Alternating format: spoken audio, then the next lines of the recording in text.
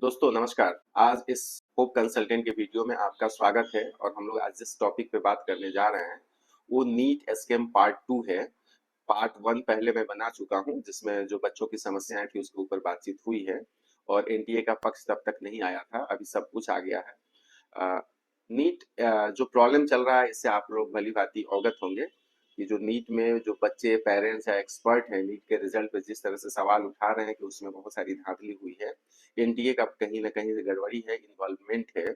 Decision तो आना बाकी है लेकिन इस बीच में क्या क्या चीजें सामने आई हैं।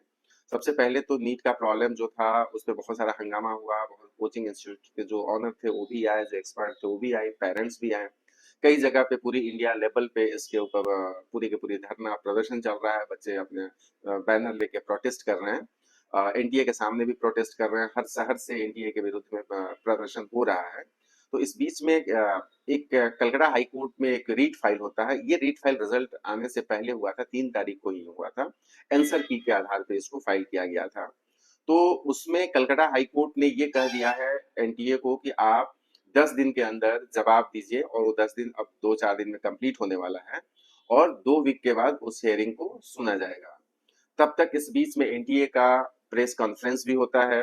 प्रेस कॉन्फ्रेंस में एनटीए के जो ऑफिसर्स हैं वो आते हैं सामने, बहुत सारी बातों को वहां पे रखते हैं कि एनटीए के जो अपना स्वच्छता है उसके ऊपर बात करते हैं कि एनटीए कहीं भी किसी चीज में फंसता नहीं है। एक बहुत ही शानदार ऑर्गेनाइजेशन है जो इस एग्जाम को कंडक्ट करता है।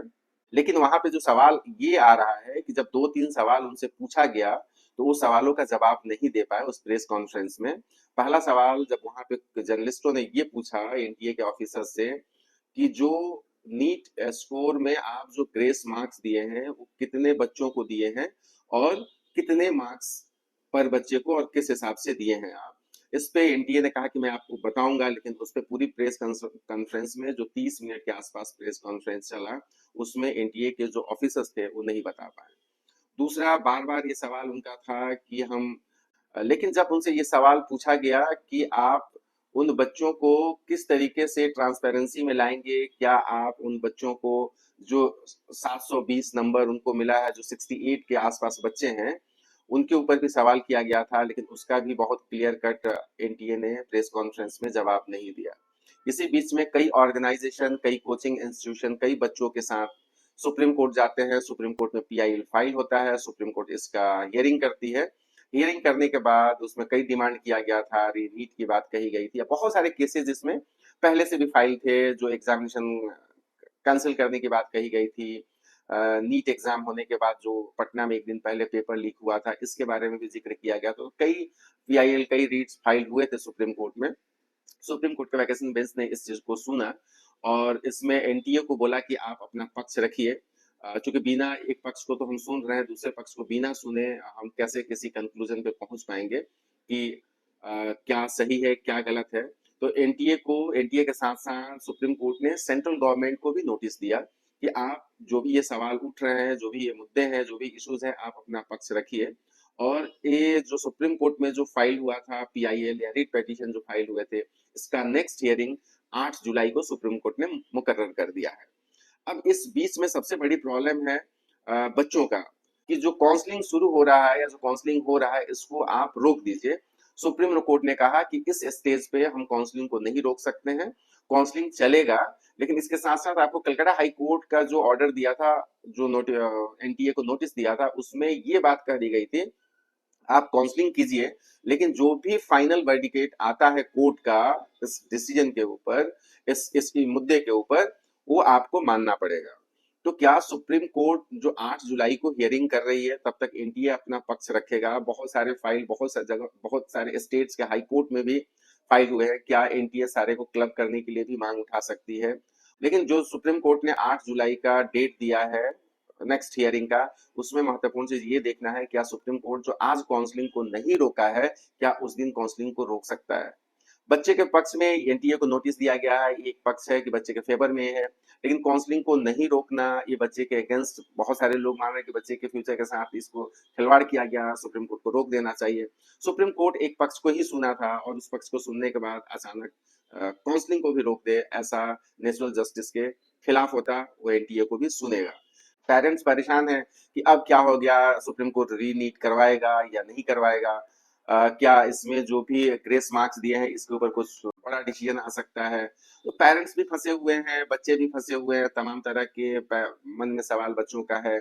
एनटीए का एक तरफ कहना है कि एक कमिटी भी मैं बना दिया हूँ, जो एक्स यूपीएससी के जो चेयरमैन है उनके अंदर, उसमें 5-6 लोग और रहेंगे जो हेल्थ के फील्ड के एक्सपर्ट हैं, या फिर जो एकेडमिशियंस हैं उनको रख के बनाया जाएगा। उनका जो रिकमेंडेशन आता है उसके बिहाफ पे एनटीए क्या डिसीजन लेता है वो भी आना बाकी है, क्योंकि सबका इस वीक में ही जो एनटीए अपना कमिटी बनाई है, या फॉर्मर यूपीएससी चेयरमैन के जो प्रेस कॉन्फ्रेंस में उन्होंने कहा था, वो कमिटी क्या रिकमेंडेशन देती है। इसी बीच में कलकत्ता हाई कोर्ट का भी हियरिंग होगा, और फाइनल जो हियरिंग्स 8 जुलाई को रखी गई है सुप्रीम कोर्ट के द्वारा, ये देखना महत्वपूर्ण होगा कि क्या सुप्रीम कोर्ट री नीट कंडक्ट करने के लिए एनटीए को डिक्टेट करता है, ऑर्डर देता है।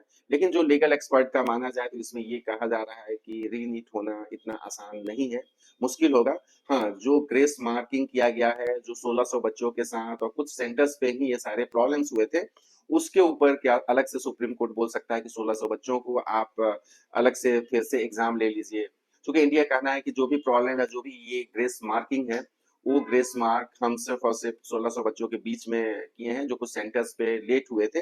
और जो बार बार एनटीए कह रहा है कि 2018 का जो सुप्रीम कोर्ट का डिसीजन है नॉर्मलाइजेशन प्रोसेस का टाइम लैप्सेस के ऊपर, उसको लेके हम लोगों ने ये फैसला लिया है। लेकिन उस डिसीजन में जो सबसे महत्वपूर्ण बात ये है, जिस डिसीजन को सुप्रीम कोर्ट कोर्ट किया था, डिसीजन दिया था 2018 में, जिस डिसीजन को एनटीए कोर्ट कर रही है नॉर्मलाइजेशन प्रोसेस में, उस और सुप्रीम कोर्ट के ऑर्डर में ये लिखा गया था, क्योंकि वो क्लैट लॉ के ऊपर था वो डिसीजन, और वो ऑफलाइन एग्जाम होता है, क्लैट का ऑनलाइन एग्जाम होता है। लेकिन उस डिसीजन में सुप्रीम कोर्ट ने महत्वपूर्ण जो पॉइंट रेज किया था कि ये जो डिसीजन है, ये आईटी मतलब जेई एडवांस इंजीनियरिंग के लिए जो एग्जाम्स होते हैं या मेडिकल के लिए जो एग्जाम्स होते हैं उसके ऊपर अप्लीकेबल नहीं होगा। जब सुप्रीम कोर्ट ने ये बात उस डिसीजन में ही लिख दिया था और बोल दिया था कि आप इसको इस डिसीजन को मेडिकल के एग्जाम में या रिजल्ट में या इंजीनियरिंग के जो जेई एडवांस होता है उसमें आप अप्लीकेबल नहीं मान सकते हैं। फिर जब नहीं मान सकते, अप्लीकेबल वो नहीं था मेडिकल के रिजल्ट में या एग्जाम में, तो फिर किस आधार पे एनटीए ने सुप्रीम कोर्ट के 2018 का जो डिसीजन है उसको कोट करते हुए नॉर्मलाइजेशन प्रोसेस को आगे बढ़ाया और उन सारे बच्चों को ग्रेस मार्किंग किया। तो ये सब सवाल के घेरे में एनटीए है। उसी बीच में कल भी एनटीए के सामने जब बच्चे प्रोटेस्ट कर रहे थे, तो बच्चे से मिलने एनटीए के बहुत सारे लोग आए, लेकिन बिना किसी कंक्लूजन के उन लोगों को वापस जाना पड़ा, और बच्चे अभी भी वहां पे प्रोटेस्ट कर रहे हैं। उम्मीद है कि सुप्रीम कोर्ट के ऊपर एक भरोसा हमें रखना चाहिए। सुप्रीम कोर्ट जो भी डिसीजन देगा बच्चों के फेवर में देगा, पेरेंट्स के फेवर में देगा। अब तब तक बहुत सारे बच्चे परेशान हो रहे हैं, बहुत सारे बच्चों का जो मैसेज आता है कि मैं डिप्रेशन में जा रहा हूँ या एंजाइटी हो रहा है, इस तरह से बचिए आप, और अपने आप को मजबूत रखिए। और ये रिजल्ट है, रिजल्ट आपके पक्ष में आएगा। कोई भी ऐसा चीज जो सुप्रीम कोर्ट के सामने रखा गया है, जिस तरीके से अच्छे अच्छे एडवोकेट्स रखे हुए हैं अपने पक्ष रख रहे हैं, डेफिनेटली सुप्रीम कोर्ट आपकी बातों को बहुत ध्यान से सुन रहा है और आपके फेवर में डिसीजन जरूर देगा। चूंकि कोर्ट पे आपको कहीं ना कहीं भरोसा आपको करना पड़ेगा, हमें करना पड़ेगा। अगर अभी तक आप इस चैनल को सब्सक्राइब नहीं किए हैं तो प्लीज होप कंसल्टेंट को सब्सक्राइब कर लें और बेल आइकन को बजा दें। अगर आप मेरे सोशल मीडिया पेज को फॉलो नहीं किए हैं तो होप कंसल्टेंट से इंस्टा का पेज है और फेसबुक का पेज है, उसको आप फॉलो कर लें, जिससे इस तरह के अपडेट्स आप तक पहुंचते रहे। Thank you.